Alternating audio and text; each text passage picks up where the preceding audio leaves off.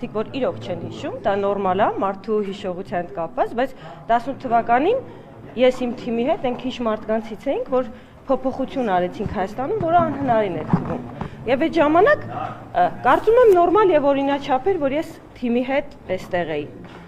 21 թվականին էլի կլինեն մարդիկ, որ չեն համաձայնվի, բայց 21 թվականին ես ներսից իմ թիմի հետ տեսել եմ ինչ է նշանակում, երբ որ դու կանգնած ես պետության ու պետականության կորստի առաջ, իրոք կարող է դուք դա չեք զգացել, եւ ես երջանիկ եմ, որ դուք դա չեք զգացել, ես դա զգացել եմ, ես դա ապրել եմ իմ ընկերների հետ ու ես չգիտեմ, հպարտանում եմ, որ մենք այդ ճգնաժամի միջով անցանք։ Եվ այդ ժամանակ թիմին լքելը նույնպես կլիներ դավաճանություն, ես այդպես եմ կարծում, պետք էր ձիգ կանգնել, որովհետև հարցը ոչ թե քաղաքացիական պայմանագրի կամ իշխանության մեջ էր, հարցը պետության ու պետականության կորստի մեջ էր։ Դրանից հետո ես կարծում եմ, որ հատկապես այս տարի շատ լավ արդյունքների ենք հասել։ Էլի անհնարին ժանրից թվացող խաղաղության պայմանագրի նախաստորագրում ա եղել։ Ես հպարտանում եմ բոլոր այն մարդկանցով, ովքեր այդ ճանապարհը կարողացել են անցնել, որտեղ մենք բոլորս այն կարգի կորուստներ ենք ունեցել։ Նարեկ ջան, ձեզանվել եմ հպարտանում, որտեղ դուք եք մեր հետ այդ ճանապարհ անցել։ Ով որ անցել ա ու օգուտ ա բերել պետությանը, բոլորով հպարտանում եմ։ Մենք հիմա հասել ենք այն վիճակի, որ պետք է մարդիկ աշխատեն, երջանիկ լինեն, խաղաղ ապրեն։ Հիմա լավ չի, որ ես կարծում եմ, որ Հայաստանի համար սկսել են լավ ժամանակներ, մեր պետությունը պետքա ծաղկի, մարդիկ պետքա լավ աշխատեն, այս պահին ուզում եմ գնամ հիմա էլ այնտեղ աշխատեմ, պետությունը ծաղկեցնեմ։ Որտեղ որ աշխատել եմ 18 թվականից առաջ, Ժողովուրդ ջան, ես հո դպրոցից չեմ հելել եկել ստեղ կամ չգիտեմ, փողոցից եմ եկել։ Ես շատ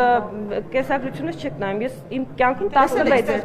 16 տարեկանից սիրելիներս աշխատել եմ 16 տարեկանից մինչև այսօր։ Բացառությամբ մի 2 տարի, որ երեխա եմ ունեցել, չեմ կարողացել։ Ամեն օր աշխատել եմ, հիմա գնում եմ այդտեղ աշխատել։ Մեծ պլաններ ունեմ, լավ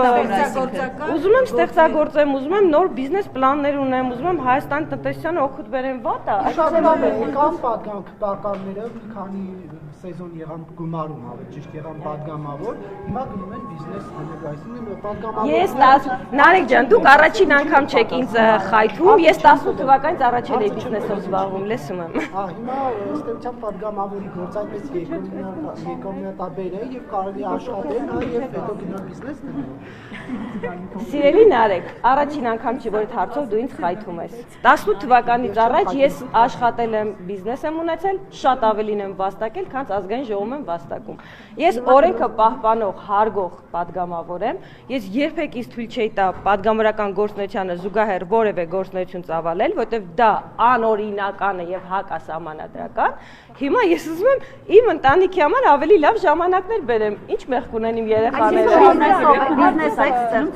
Շարունակել եմ կուսակցությունում մնալ, դա ոչ մի բան չի փոխվում, երբ որ իմ ընկերներն իմ կարիքը կզգան, ես նորից կլինեմ իրանց կողքին, ընտրություններին իրանց օգնելու եմ։ 26 թվականին քաղաքացիական պայմանագիրը վստահ եմ, որ հաղթանակ է ունենալու եւ լավ հաղթանակ ունենալու։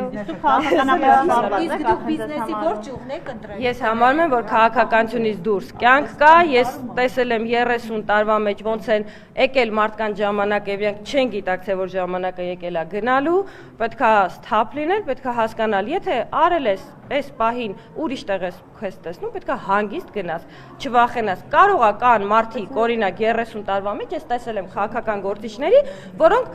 կարճել են քաղաքականից չեն գնացել։ Ես ընկալել եմ, որ այդ մարդը այդտեղից դուրս ոչինչ չի կարող անել։ Բացարձակապես ես սիրում եմ իմ թիմը, ես նույն ձև վերաբերում եմ պարոն Փաշինյանին, ես ոչ մեկից հիասթափված չեմ։ Ինքը իմ ավակ ընկերն է, կուսակցությունը այն կուսակցությունավորի համահիմնադիրներից մեկը ես եմ եղել, ՔՊ-ից ոչ միտեղ չեմ պատրաստվում։ Ինքնական եք գնում, հարցս կներեք, էլի ինքնական եք դու գնում։ Ամբողջությամբ ինքնական։ Բայց դուք միշտ տարբեր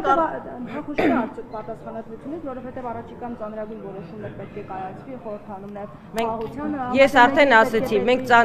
ես վստահ եմ, որ ես կհասցնեմ, արդեն մեկը Արդեն մի համաձայնագիր եկել է, ես քվեարկել եմ եւ նորից կքվեարկեի։ Ես կարծում եմ չկա ավելի լավ բան, քան խաղաղ պետության մեջ ապրելու արարելը։ կհասցնեմ դեռ մյուս ձեր ասած ինտրիգային բաները քվեարկել նոր գնալ, փախուստ գներ 21 թվականին։ Տիկին Պողոսյան, իսկ Նիկոլ Փաշինյանի հետ ձեր որոշում Նիկոլ Փաշինյանի հետ ձեր որոշման մասին քննարկում ունեցել եք, ինչպես է նա արձագանքում։ Ոչ, պարոն Փաշինյանը մեր ոչ մեկի ազատ կամ արտահայտման վրա ազդեցություն չի ունենում։ Չէ, ազդեցության մասին չեմ ասում, ոնց է արձագանքում ձեր որոշմանը։ Մի րոպե Նիկոլ, Ես պարոն Փաշինյանի հետ չեմ խոսել այդ հարցով, պարոն Փաշինյանը երբևիցե, ես չգիտեմ Նարեկ ինչ ինֆորմացիա ունի եւ Նարեկին ոնց են վերաբերվել, երբևիցե իրեն ճանաչած առաջին օրվանից որևէ մի օր ինքը իմ ազատ կամ արտահայտման վրա ազդեցություն չի ունեցել եւ դա չէր կարող լինել։ Ասում էր, որ պետք է SMS-ով պետք է հեռանալ խմբակցությունից, դա ազատ կամքի։ Դուք ասում եք ես ասում եմ իմ հետ նման բան չի եղել, եթե մարդիկ այնպես են, եթե կան մարդիկ, որոնք ունենում են այնպիսի վարքագիծ եւ հետագիծ, որ լավ չեն ընկալում ինչա կատարվում եւ իրանց պետքա բացատրել ինչա կատարվում, այդ մարդկանց խնդիրն է։ Ես ասում եմ, ես այդ խնդիրը չեմ ունեցել։ Ես միշտ իմացել եմ ինչա պետք անել։ Բայց արդյոք սա չի խոսում այն մասին, որ խնդիրներ այնուամենայնիվ խմբակցությունում կան, որովհետեւ էլի պատգամավորներ կան, որոնք չեն ցանկանում։ Ես հասկանում եմ, դուք ինչ շատ եք սիրում։ Ուզում եք ես մնամ խորհրդարանում։ Պասիվ եք, նաեւ չեք ցանկանում կարծիք հայտնել, այսինքն որոշակի Տեսեք, խնդիրներ այնուամենայնիվ։ Եթե ես չեմ կանգնում այստեղ եւ ճեպազրույց տալիս եւ դա չի նշանակում, որ ես пассив եմ։ Ես իմ հանձնաժողովում իմ ամենօրյա աշխատանքը արել եմ, այն ինչ հասնում է ինձանից ես արել եմ։ Եթե պետքա քաղաքական ես հասանք պատարակներին, անկեղծ խնդրում եք նամասի խոսալ։ Դա որովհետև ընկալում է որպես աջակցություն վարձ։ Լավ, հիմա ես այդ թեմային չէի ցանկանում անդրադառնալ, բայց ես Նարեկը ստիպեց։ Ես առհասարակ պատարակների չեմ գնում, շատ վաղ ժամանակ հասկացել եմ եւ դրա մեղավորը եւ ճակերտավոր եղել է հենց Գարեգինը եւ իր քահանաները դա այսօր չի եւ 18 թվականից հետո չի որ եղել։ Ես իմ համար հասկացել եմ, որ այդ մարդիկ էտալոնը չեն, որտեղ ես պիտի պատարակի գնամ, իրանց վարքը նաեւ 30 տարվա ընթացքում բերել է ինձ այդ մտքի, որ եթե ես Աստծո հետ խոսելու բան ունեմ, իմ միջնորդը ոչ Գարեգինը, ոչ նրա նման քահանաներն են, ոչ էլ շենքը, եթե ես Աստծո հետ խոսալու կարիք ունեմ, ես հիմա ձեր հետ այստեղ կանգնած եմ, կարամ Աստծո հետ խոսամ, դրա համար ինձ պետք չի որևէ տեղ գնալ։ Իսկ եթե ես 30 տարի Աստծո տունը ամբողջ տիեզերքն է։ Եթե Աստված ամեն տեղ է, դե ես էլ ձեզ ասում լավ չեք ընկալում ուրեմն քրիստոնեությունը, եթե Աստված ամենուր է եւ ամեն ինչի մեջ, ուրեմն Աստված իմ ու ձեր մեջ է ու իր համար տուն գոյություն չունի։ Իր սաղ տունը տիեզերքն է։ Տիկին Պողոսյան, ձեր հավատի հետ կապված դուք մի հայտարարություն արեցիք շատ մի քանի տարի առաջ, որը բավականին քննարկվեց, որ եթե մի տող անգամ Փաշինյանը գրել բյուջեում, դուք դրան կքվեարկեք։ Դուք չէիք կարող դա մոռանալ, չէ՞։ Հա, ես չեմ մոռանում ոչինչ։ Հիմա ձեր հավատը Նիկոլ Փաշինյանի հանդեպ դեպի եկեղեցուն դուք ասում եք Գարեգինը եւ այլն։ Ես ձեզ հասկացա։ Հիմա ես այդ հավատը այդքան աստասան է մնալու միշտ ու եւ ինչով է պայմանավորված Փաշինյանի հանդեպ այդ մեծագույն հավատը։ Ես հասկանում եմ, որ 18 թվականի ամփորձ քաղաքական ամփորձ մարդու արտահայտությունը դուք շատ երկար ժամանակ շահարկեցիք։ Իդեպ ես շատ կարևոր հարց էի բարձրացրել։ Ես հարցնում էի պարոն Փաշինյանին, ինչպես ենք մենք կարողանալու ազատվել Ռուսաստանից էներգետիկ կախվածությունից, ինչ քայլեր ենք անելու։ Դա ձեզ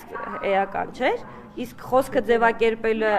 եթե դու փորձ չունես քաղաքականությամբ, դա ամոթ բան չի, ես չեմ ամաչում։ Ես ամեն օր սովորում եմ։ Այսօր ձեր հետ զրուցելուց ես այդ կաշկանդվածությունը չունեմ։ Դա համար պետք է ճանապարհ անցնել։ Ես քաղաքական ճանապարհ չէի անցել, որ այդպեսի բան ասել։ Ինչ վերաբերում է պարոն Փաշինյանին, եթե ես վստահ լինեի, որ ինքը վատ բան անում կամ սխալ բան անում, ես շատ ավելի շուտ կհեռանայի։ Ես վստահ եմ, որ ինքը ճիշտ ճանապարհով է գնում եւ վստահ եմ, որ ինքը Հայաստանի համար լավագույնն է անում եւ դուք իհարկե կարողա չեք ճանաչում այդ մարդուն, դրա համար չեք այդտենց ռեակցիա եք տալիս։ Ես չգիտեմ ավելի պետականամետ եւ Հայաստանը ավելի շատ սիրող մարդ, քան Նիկոլ Փաշինյանն է։ Պողոսյան քաղաքացիական պայմանագիր կուսակցությունը բարեվարկության կանոնագիր չէ ընդունել։ Ինչ եք կարծում։ Էթիկայի կանոնագիր։ Սա Թաթոյանի ասուլիսից հետո արված հայտարարությունների շարունակություն։ Ես անկեղծ ասած չգիտեմ ինչ էթիկայի կանոնագրքի մասն եք խոսում, չեմ Հայոյանքին չեն հայոյել։ Վարչապետարանը գնի գրի Facebook-ում սրբազանից հետ ինչ գործ ունես գնա քրակնոջը դոմբի երևի դա զսպել Վարչապետը արդեն ասել է, որ ինքը չպետք է այդպես աներ, ինքը իր ասած համար նեղություն խնդրում, մենք չեք ստիպում ես չեմ ասել, դες բանից չեք ստիպում ես նեղություն խնդրեմ։ Մի փուլում հնչում են հայոյանքներ, քապական տարբեր պաշտոնյաների կողմից արտահայտություններ, որոնք ըստ էս էթիկայի կանոնագրքի, որ ընդունել են, պետք է չհնչեին, եւ հիմա այս կան, այսինքն ինչ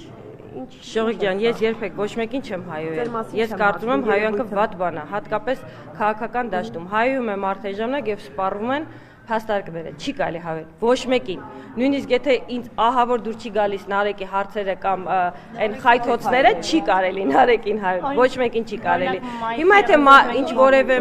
եթե որևէ մեկը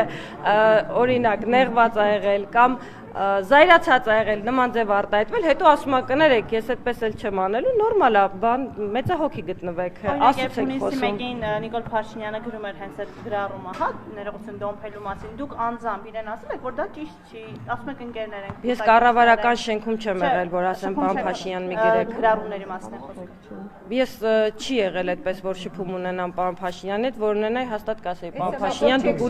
դուք ուրիշ մակարդակի մարդ եք, մի արեք տենց, նույնիսկ եթե զայրացած եք, կասեի, բայց առիթ չի եղել։ Շնորհակալ